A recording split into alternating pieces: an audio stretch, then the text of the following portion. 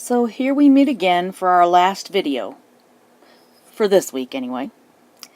It is called Evaluating Expressions. Make sure you have your foldable out in your composition book so that you can follow along and do the examples and fill in the blanks as we go.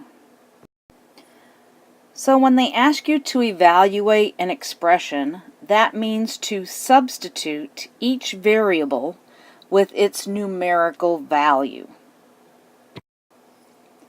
After you have substituted the variable, then you use your order of operations to simplify the expression. So let's jump to example 1.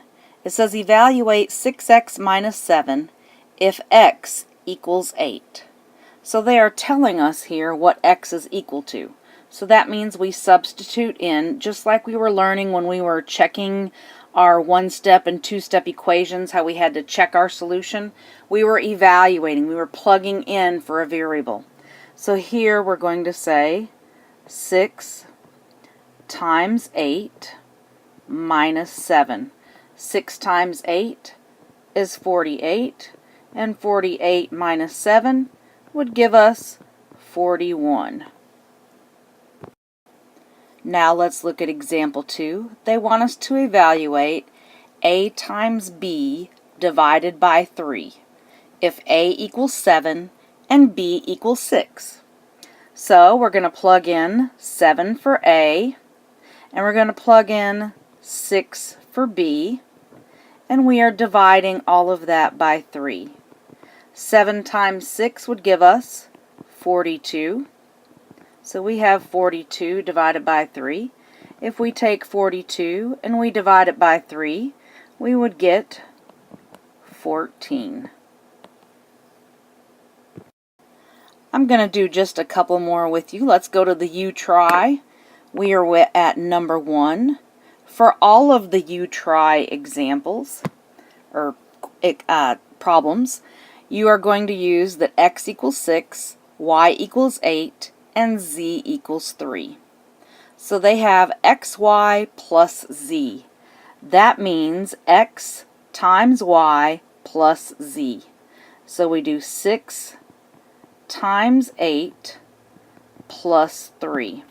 Order of operations say we must do multiplication before addition. So this is 48 plus 3, which equals 51. And now we have one more that I'm going to do with you. That's number 2. It is yz minus x. So that means y times z, and then we are subtracting x. So y is 8, z is 3, and we are subtracting x, which is 6. 8 times 3 is 24, and we are subtracting 6. 24 minus 6 is 18. So now I would like for you to do 3 through 10 on your own. It should not take you long at all. There are some on there that might be a little challenging to you, but I don't feel like any of them are real difficult. So when you come to class tomorrow, have 3 through 10 done, and we'll go over them in class.